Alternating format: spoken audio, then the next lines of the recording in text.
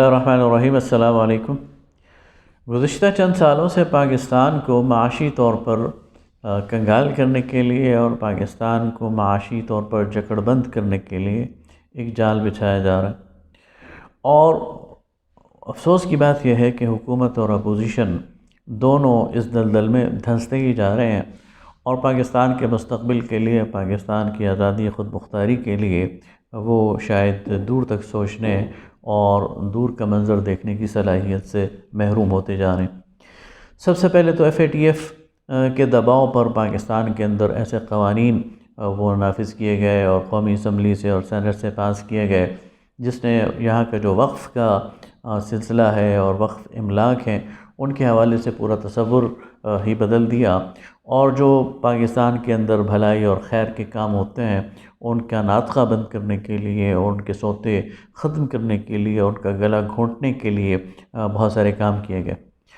اور اب بات اسی پر نہیں رکی بلکہ آگے بڑھتی جا رہی ہے، اور جو موجودہ اس وقت گورنمنٹ کے سامنے اور قومی اسمبلی اور سینٹ کے سامنے جو بل آ رہا ہے وہ سینٹ اسٹیٹ بینک کے گورنر کے حوالے سے جو اختیارات ہیں ان کا بل ہے۔ اور اس بل کا اگر ہم جائزہ لیں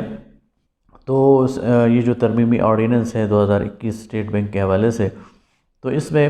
گورنر اسٹیٹ بینک کے اختیارات میں اضافہ کیا جا رہا ہے، اور اس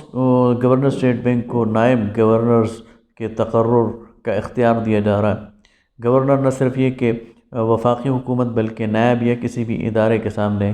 جواب دہ نہیں ہوگا، اور اسی طرح اسٹیٹ بینک کے جو اہلکار ہیں ان پر سرکاری ملازمین کے قوانین کا اطلاق نہیں ہوگا، اور اسی طرح گورنر اسٹیٹ بینک وہ ملک کی مالیاتی منصوبہ بندی اور ٹیکس کی شرح اور محصولات کے تعین میں آزاد ہوں گے، اور ملک کا جو خزانہ ہے وہ براہ راست اسٹیٹ بینک کے کنٹرول میں ہوگا۔ اس کو اگر میں آسان الفاظ میں سمجھانا چاہوں تو بات یوں بنے گی کہ آپ کا اکاؤنٹ ہے کسی بینک میں اور اس میں 1 لاکھ روپے ہیں، وہ 1 لاکھ روپے تو آپ کے ہیں لیکن ان پر کنٹرول آپ کا نہیں ہے، بلکہ ان پر کنٹرول بینک کے مینیجر کا ہے، اور بینک کا مینیجر یہ تعین کرے گا کہ ان 1 لاکھ روپے کو آپ نے کہاں خرچ کرنا ہے اور کہاں نہیں خرچ کرنا۔ آپ کو ان میں سے 20,000 روپے نکلوانے ہیں اور بینک کا مینیجر کہے کہ نہیں، یہ 20,000 آپ نہیں خرچ کر سکتے، نہیں نکال سکتے، آپ نے اس کو فلاں مد میں خرچ کرنا ہے، تو پھر آپ اس سلسلے میں بے بس ہیں۔ گویا کہ جو بینک ہے، یہ جو اسٹیٹ بینک ہے، اس کی ترجیح یہ قرضوں کی ادائیگی ہوگی۔ یہ IMF کو جو قرضے لیے ہیں ان کو ادا کرنے کا اس کی ترجیح ہوگی، اور اگر ایسی صورتحال پیدا ہو جائے کہ گورنمنٹ کہے کہ ہمیں خزانہ یعنی تنخواہ کے لیے پیسے چاہیے، تو بینک یہ تعین کرے گا کہ تنخواہ دینی ہے یا قرضہ دینا ہے، اور اگر قرضہ دینا ہے تو تنخواہ کو روک دے گی۔ تو گویا ایک ایسی صورتحال پیدا ہو جائے گی کہ خدا نخواستہ ایمرجنسی کی صورت میں یہ سسٹم بریک ہو سکتا ہے۔ اور اسٹیٹ بینک پر اس وقت گورنر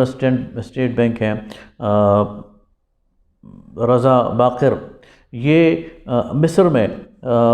خدمات سر انجام دے چکے ہیں، تو گویا ان لوگوں کو یہاں لایا جا رہا ہے جو کہ پہلے سے بین الاقوامی مالیاتی اداروں کے ملازمت اختیار کر چکے ہیں، اور ملک کا سارا خزانہ اور ملک کی سارے وسائل براہ راست ان کے کنٹرول میں دے کر IMF اور ورلڈ بینک کو مکمل طور پر پاکستان کی معاشی جو کنجیاں ہیں وہ ان کے سپرد کی جا رہی ہیں۔ تو اب اگر آپ دیکھیں کہ اس صورتحال میں پاکستان ایک نازک صورتحال سے گزر رہا ہے، پاکستان کے جو پڑوسی ہیں وہ پاکستان کے خلاف اور خاص طور پر مشرقی سرحد وہ خار کھائے بیٹھے ہوئے ہیں، تو ان حالات میں پاکستان اگر مفلوج ہو جاتا ہے اور پاکستان اگر معاشی طور پر بے بس ہو جاتا ہے تو خدا نخواستہ پاکستان کے ٹوٹنے کے اور پاکستان کے بقا کے حوالے سے سیریس سوالات اٹھ کھڑے ہوتے ہیں۔ لہٰذا ہم اپنے عوامی نمائندوں سے کہتے ہیں کہ خدا کے لیے اپنی آنکھیں کھولیں، اپنے کان کھولیں، اب مستقبل کی پیش بندی کی طرف جائزہ لیں۔ ہم اپنے اداروں سے کہتے ہیں کہ کیوں اپنے ہاتھ کٹوا کر اپنے دشمنوں کے ہاتھ میں دیتے ہیں۔ IMF یا ورلڈ بینک یہ خیراتی ادارے نہیں ہیں، یہ ہمیں محض ہماری فلاح کے لیے قرضے نہیں دے رہے، بلکہ یہ پاکستان کو اور جوہری پاکستان کو، ایٹمی پاکستان کو مفلوج کرنا چاہتے ہیں، اس دلدل میں پھنسانا چاہتے ہیں، اس کے دانتوں کی تیزی کو ختم کرنا چاہتے ہیں۔ اس علاقے میں پاکستان ایک بڑی قوت بن کر ابھر سکتا ہے، تو پاکستان کے کو مفلوج کر کے اور پاکستان کے اندر ایسی کمزوریاں پیدا کر کے اور معاشی طور پر اسے اپنا دست نگر بنا کر یہ پاکستان کے مستقبل کو کمپرومائز کر رہے ہیں۔ لہذا اس موقع پر حکمرانوں کو جرأت کا مظاہرہ کرنا چاہیے، پارلیمان کے ممبرز کو جرأت کا مظاہرہ کرنا چاہیے اور ایسی کسی ترمیم کے مقابلے پر ڈٹ جانا چاہیے اور واضح طور پر پاکستان کی سلامتی اور خود مختاری پر کوئی کمپرومائز نہیں کرنا چاہیے۔ بہت شکریہ۔